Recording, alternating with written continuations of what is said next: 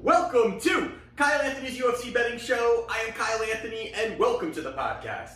Welcome to the prediction show for UFC 260, a heavyweight title fight between defending champion Stipe Miocic versus Francis Ngannou. We're going to talk two free plays on this card. Actually, the main event play I have and I will be giving out as a free play right now, but I'm actually probably going to be upgrading this to a client play, so I will be talking a client play here also on the show and another one as well. So looking forward to talking about those. Before we do, definitely get involved in the giveaway that I have on Twitter. Check it out. I'm giving away a Jon Jones signed autograph glove after the event, which will be on Sunday. I will be announcing the winner. Basically, all you have to do, go onto my Twitter, check it out. You have to follow me, like the post, retweet it, and also tell me who will win the main event and what round. And whoever does guess right, or if there's a couple of you that guess right, will be put into a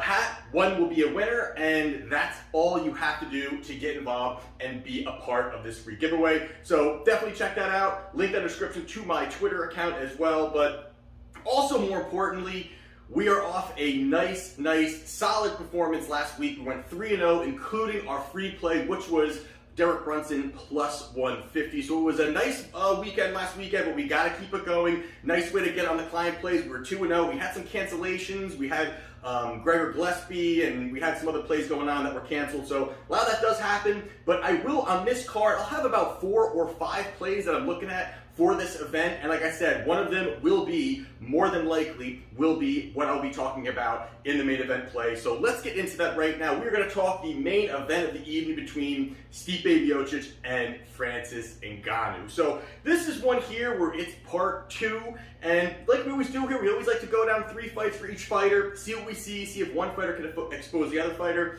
and if the line makes sense to wager. Here, we're actually going to go one more back. And the reason being is because that was the first time that Francis Ngannou and Stipe Miocic fought. Now this one is definitely a different type of situation here, where you've got a guy, Ngannou was kind of blazing through the trail there, and then got to step into the cage against a champion, and a different showing than maybe a lot of people thought. But let's break that one down for you. So really that first fight that they had, actually before we do, we should get the lines here. The line right now, you got Francis Ngannou is roughly around a -128. And then you've got Stipe Miocic is the underdog, slight underdog at around plus 105, somewhere around there.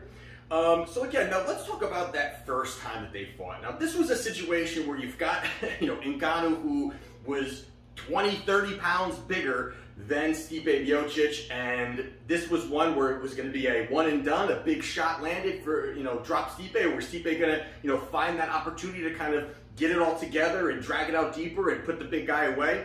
But this was a fight I thought that, I went back and I rewatched it. Now this was not a very sexy fight to really go back and really rewatch, but I thought there was some takeaways out of this that I think maybe I didn't really pull from the first time really watching it, or really just some highlights that you remember, or a while ago, or all that kind of thing.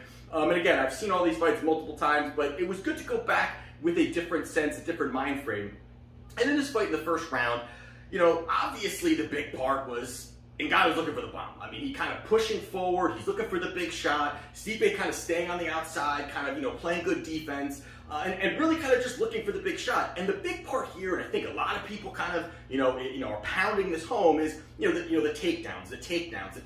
Was that going to be Stipe's path to victory on Saturday night, defending his title? And is he going to kind of have the same situation? Well, here, early on, I believe it was about 3 takedown attempts early in the fight where Ngannou was able to defend. Now, I know later on in that fight that did not happen, but it was a different situation where it almost looked like an adrenaline dump, really, for Ngannou, where he was looking for the big shot. He had kind of walked through everybody, and Stipe definitely took some big shots in that round. I mean, that first round, he was hammered with a couple big hooks, some big uppercuts, and ate them and kept going forward. And that alone is impressive. I mean, that alone shows you the capability of what he's able to take, his chin, and the fact that he was never really even rocked. I mean, he was, I'm sure hurt, but he was never really just like out of sorts or kind of discombobulated of any sorts. He kind of got hit, got his composure, and kept firing forward, which really says a lot about who he is.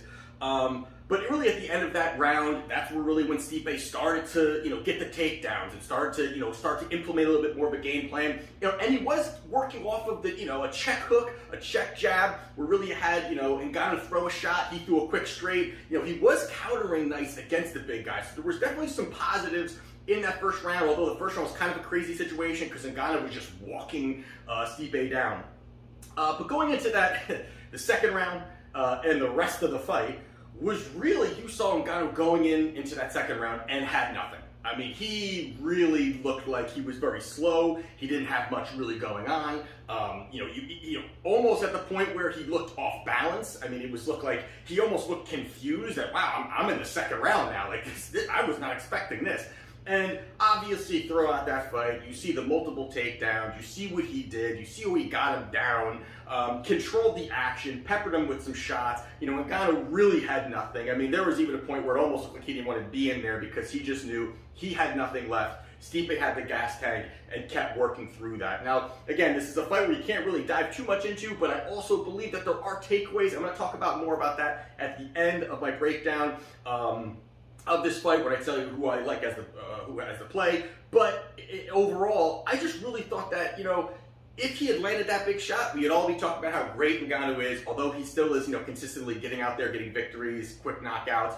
But Stipe is able to take those shots, and that's going to be a question. Can he still do that going into Saturday night? So he goes out there, he does beat Francis Ngannou by decision, and there you have it there. Then the next three fights are all Daniel Cormier. So it's one that I don't want to dive too much into. I mean, the first one I'm kind of going to skip over.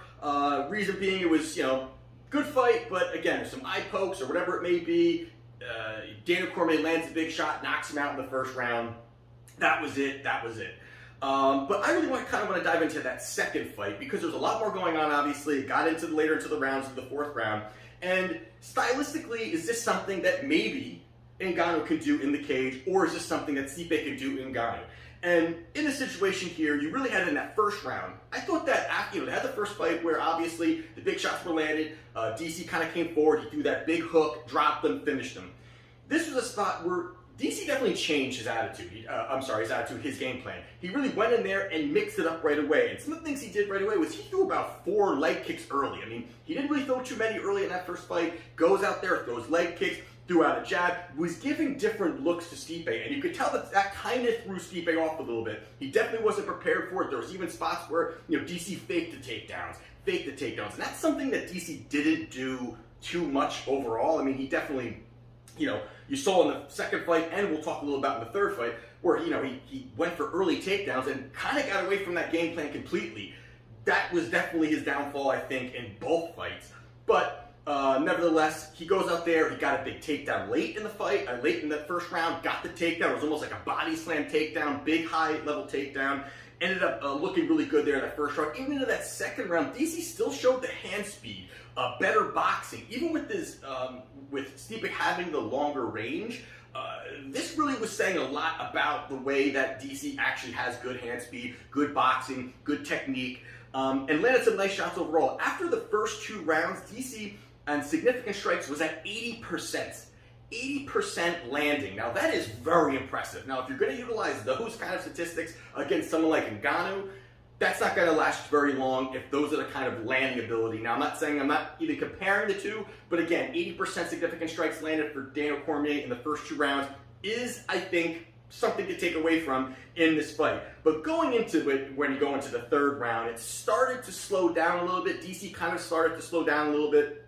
And Cormier's even had said, too, in past interviews that he is known or is fine with taking off the third round. If he feels the fight's kind of going his way, he's okay kind of taking off that third round, allowing himself to kind of, I guess kind of build up that gas tank again, not have to exert as much energy, and then from there he's able to kind of, work into that 4th and that 5th round. So it kind of looked, did he do that there? I'm not sure, but again, as he's going through this fight, Cormier stopped kind of looking for those takedowns. Stipe kind of just, okay, you want to stand? That's going to be a wheelhouse for him. They both kind of exchanged some good exchanges. That's where the momentum really started shifting to Stipe. But the big change and the massive adjustment was what Stipe did on the fly in the 4th round, I guess in the 3rd into the 4th round, was really landing the body shots. And that was just a massive change for him. He's able to go out there, land the big shots. I mean, there was a point in that 4th round where I think he landed about 10 body shots in like a minute and a half.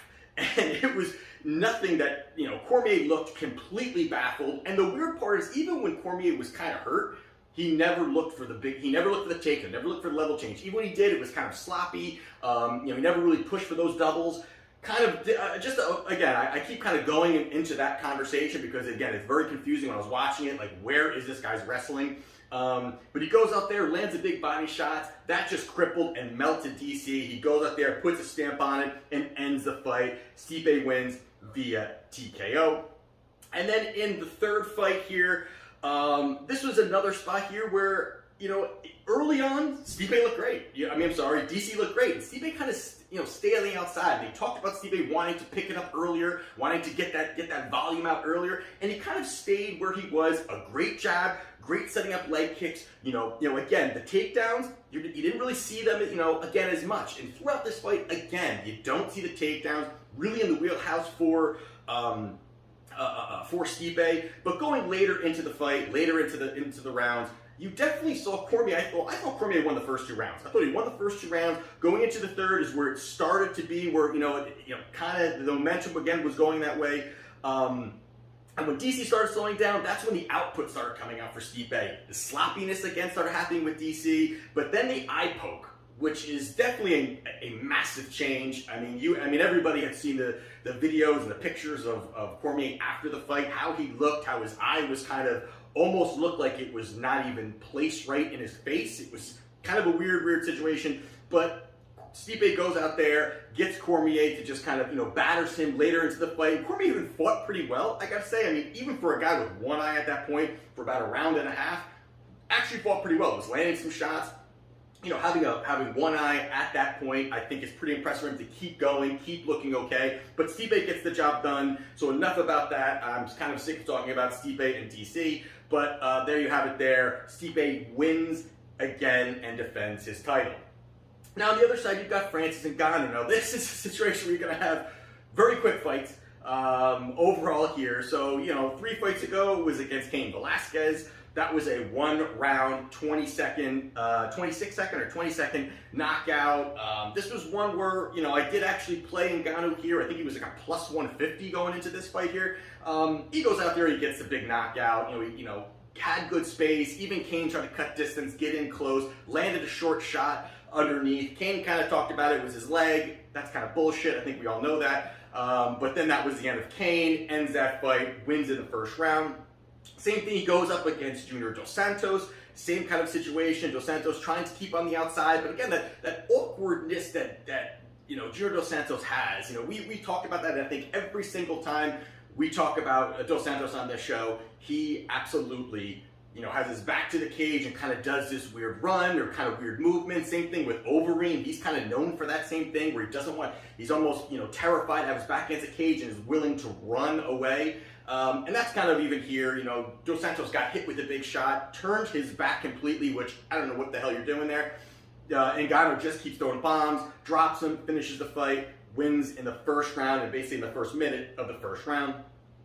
And then most recently he fought Rosenstruck, and this one, another quick one. Rosenstruck called him out, which is kind of crazy, but called out Ngannou. Ngannou, I think, took that to heart a little bit, went out there, guns blazing like he does, knocks him out in the first, I think, again, 20 seconds, finishes the fight, wins, and there you have it there. So I kind of wanted to get through that real quickly because I kind of talked a little bit too much about DC and Stipe. When you're breaking this fight down here, I think that the big part of this is obviously, you got to talk about that first fight. You got to talk about that first fight. Now, I think they're both different fighters. I think obviously they're both different fighters.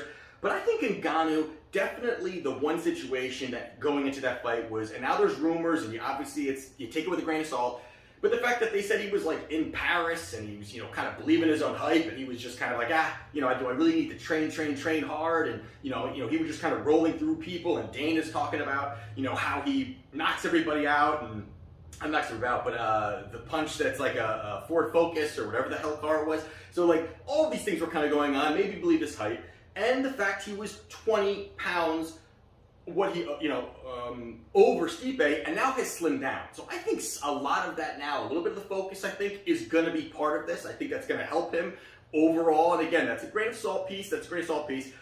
Now the other part, too, is the cardio. Now, this is another thing where is his cardio there? Can he last? If this fight goes deeper, can he last? Can he last? And Stipe has shown, he's been through some wars and has been there through them. The thing about the first fight to me really is that yes, Stipe went out there, got the finish. Got the win. Weathered the storm on the big barrage. But it wasn't that great of a showing for Stipe. And I know that sounds crazy, but to be honest, it really wasn't that great. You look at the fight, that first kind of flurry of big shots, and Ngannou just, went balls to the wall and looked for the knockout, looked for the big shot, and Stipe lasted it and then found the takedown, lasted it and found the takedown. And then, even when he had an Ngannou who was just dead, Stipe didn't do that much. He didn't finish him. He kind of just, he worked him. He stayed.